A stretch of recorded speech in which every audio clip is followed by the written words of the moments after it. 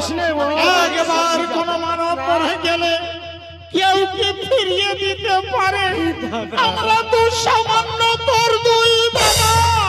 জানি তোমরা পারবে না আমার স্বামীকে ফিরিয়ে দিতে। তাহলে যাবি না?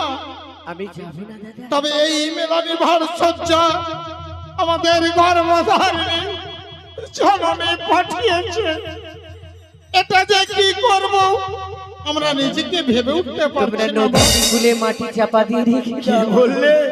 ওই নদীর কূলে ওই মাটি চাপা দিয়ে রেখে দেব?